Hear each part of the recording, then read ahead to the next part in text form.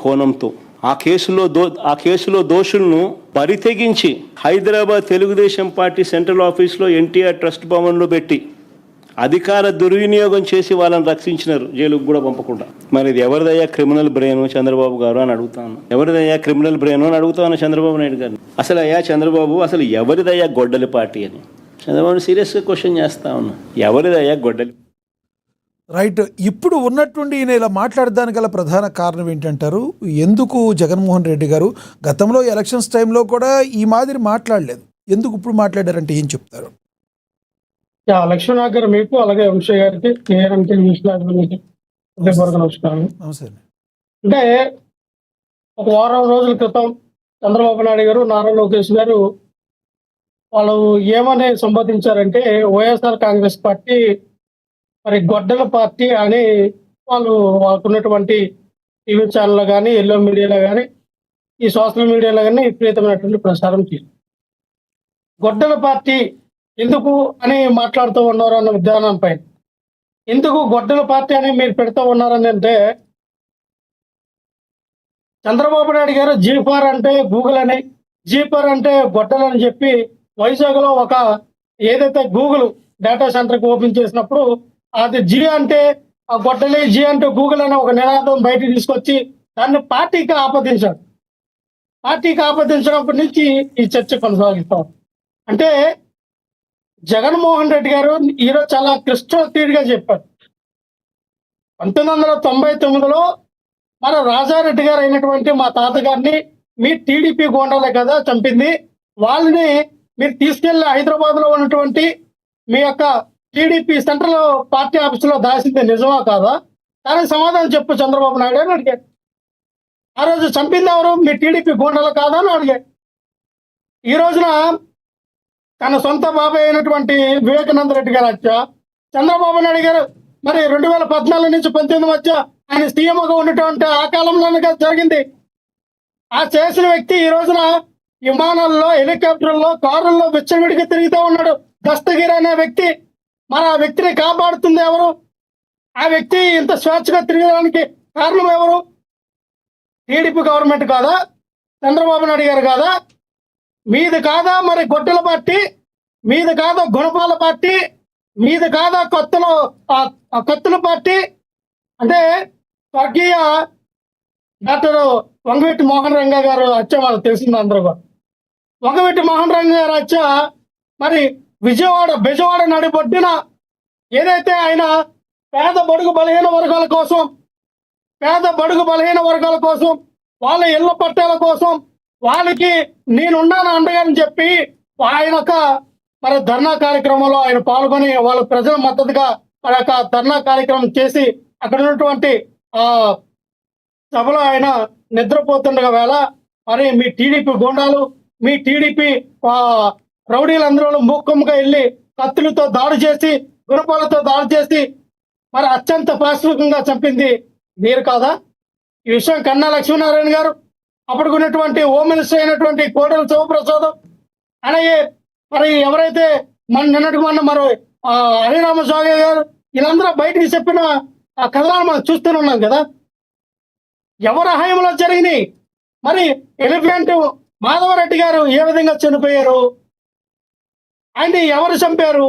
ఇవన్నీ మీరు కదా, మీది కదా రక్త చరిత్ర, మీది కదా నారావారి రక్త చరిత్ర. నారావారి ఆ పాలనలో రక్తం పొంగు పొరులుతుంది. ఏ రకంగా అయితే గోదావరి నీళ్ళు ఎలాగ పొంగు పొరులుతాయో, కృష్ణానది నీళ్ళు ఏ విధంగా పొంగు పొరులుతుందో, ఈ కూటమి ప్రభుత్వం అవనియండి లేదా నారావారి పరిపాలనలో మరి ఈ ఆంధ్రప్రదేశ్ రాష్ట్ర రాజకీయాల్లో నెత్తురు ఆ రకంగా పరిపాలించే నెత్తురు పెరుగుతుందనేది మనకు అర్థమవుతోంది. హత్యలు లేని రాజకీయాలు మీరు ఎప్పుడు లేదు కదా. మీరు అనంతపురంలో వ్యాక్సినేషన్ పెంచి పోషించింది ఎవరు?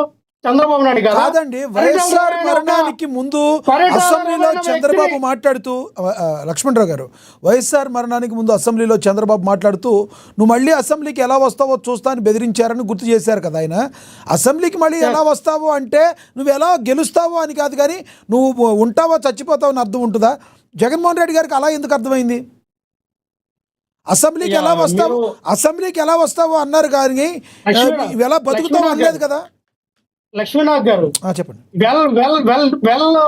వెల్ క్రికెటర్ మీరు, డిఫెండింగ్ ఛాంపియన్ ఎవరైతే the great wall of India అని మన ద్రావిడ్ గారి గురించి మనం ఎలాగైతే చెప్పుకుంటామో టెస్ట్ క్రికెట్లో, అలాగే డిఫెండ్ చేస్తూ ఉన్నారు మీరు ఒక జర్నలిస్ట్ గా.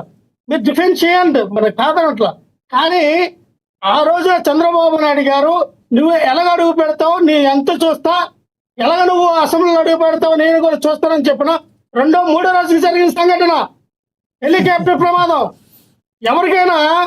ఎవరికైనా ఉంటాయి సార్. ఇప్పుడు నేను మిమ్మల్ని బెదిరించాలనుకోండి, మీకు ఏదైనా జరిగింది అనుకోండి. సో ఇప్పుడు రాజశేఖర్ రెడ్డి గారి చావుకి కూడా చంద్రబాబు గారే కారణం అంటారు మీరు, అంతేగా?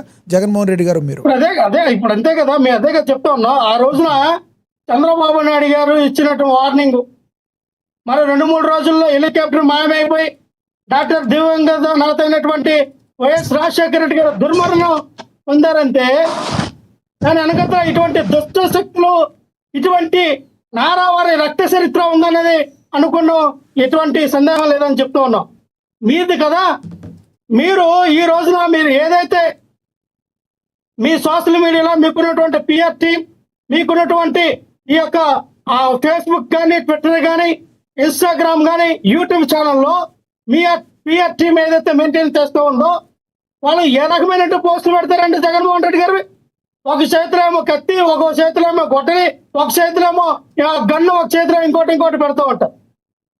అదే నారా చంద్రబాబు నాయుడు గారి చేతిలో ఒక కత్తి పెట్టిన పోస్టు మా ఫేస్బుక్ లో వైరల్ అయిందని చెప్పి మా మీడియా మరి ప్రధాన కార్యదర్శి అయినటువంటి పూడి శ్రీహరి గారిని అక్రమంగా నిర్బంధించి అరెస్ట్ చేయడం జరిగింది. అలాగే ఎన్నిసార్లు అరెస్ట్ చేయాలి మీ పిఆర్ టీంని, ఎన్నిసార్లు జైల్లో పెట్టాలి మీ యొక్క పిఆర్ టీంని, మీ మీడియాని, ఉన్నటువంటి మీ మీడియా సెల్ టీంని? సార్ ఇక్కడ జగన్మోహన్ రెడ్డి గారు ఒకటి మాట్లాడారు కదా, ఇప్పుడు పరిటాల రవి గారు చనిపోయారు, మరి రాజశేఖర రెడ్డి గారు ఎక్కిన తర్వాత చనిపోయారు. పరిటాల రవి గారిని ఇప్పుడు రాజశేఖర రెడ్డి గారు చంపించారు అన్నారా? ఆ రోజున సిబిఐకి ఇచ్చారు కదా సార్, ఆ రోజున దర్యాప్తు చేపించారు కదా సార్. ఇదే వైఎస్ రాజశేఖర రెడ్డి గారు అసెంబ్లీ సాక్షిగా చెప్పారు కదా, దాన్ని స్పెషల్ టీం వేసారు, అవసరమైతే సిబిఐ కూడా చెప్తానన్నారు కదా. అది దమ్ము, ధైర్యం, నీతి, నిజాయితీ విలువలతో కూడినటువంటి రాజకీయం. అది ఆ రోజున డాక్టర్ దివంగత నేత వైఎస్ రాజశేఖర రెడ్డి గారు చూపించారు.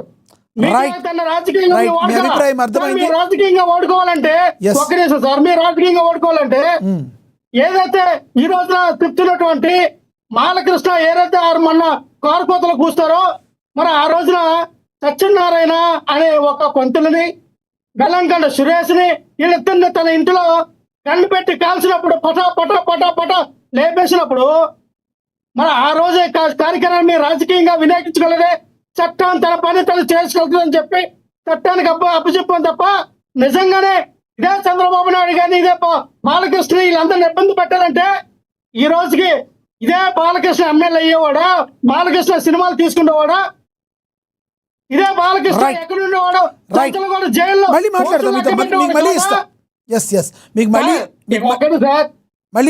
గన్ కల్చర్ పార్టీ మీద కాదా, కత్తుల కల్చర్ పార్టీ మీద కాదా, గొడ్డలతో తీసుకెళ్లి మరి ఆ రోజున వంగవీటి రంగ గారిని హత్య చేసినటువంటి గొడ్డల పార్టీ మీద కాదా, గుణపాలు తీసుకెళ్ళి దశరథ రామచంద్ర లాంటి ఒక సీనియర్ జర్నలిస్ట్ ని చంపించింది మీ పార్టీ కాదా? మీద గొడ్డల పార్టీ, మీద కత్తుల పార్టీ, మీద గుణపాల పార్టీ, మీద గన్ను పార్టీ, మీరు రక్త చరిత్ర, నారావారి రక్త చరిత్ర కలిగిన పార్టీ మీదైతే మీరు ఈ రోజున వైఎస్ జగన్మోహన్ రెడ్డి గారిని, వైఎస్ఆర్ కాంగ్రెస్ పార్టీ గురించి అవాకు సవాకులు పేలితే మేము ఊరుకోవాలా? రైట్ లక్ష్మణరావు గారు, మళ్ళీ ఇస్తాను, మీతో మళ్ళీ మాట్లాడతాను, అందుబాటులో ఉండండి. మనతోటి వంశీ గారు ఉన్నారు, బండారు వంశీకృష్ణ గారు, ఆయనతో మాట్లాడదాం. వంశీ గారు నమస్తే అండి. గుడ్ ఈవినింగ్ లక్ష్మీనాథ్ గారు, మీకు సోదరుడు లక్ష్మణరావు గారికి, ఎస్ సార్, ఏఎన్ఎన్ వీక్షకులందరికీ కూడా గుడ్ ఈవినింగ్. గుడ్ ఈవినింగ్ అండి. జగన్మోహన్ రెడ్డి గారు మాట్లాడింది మళ్ళీ ఒకసారి ప్లే అవుద్ది, చూద్దాం సార్. వద్దండి, ఎందుకు అవసరం లేదు, ఆ సోదినాల్సిన పని లేదు, కానీ మీరు అడగాల్సిన క్వశ్చన్ ప్రేక్షకుల కోసం ఒకసారి ప్లే చేస్తాం. అవసరం లేదు, ప్రేక్షకులకి అయితే వినిపించండి. ఒకసారి జగన్మోహన్ రెడ్డి గారి బ్లైట్ మరొకసారి ప్లే చేయండి. ఎవరిదయ్యా గొడ్డలి పార్టీ అని చంద్రబాబు సీరియస్గా క్వశ్చన్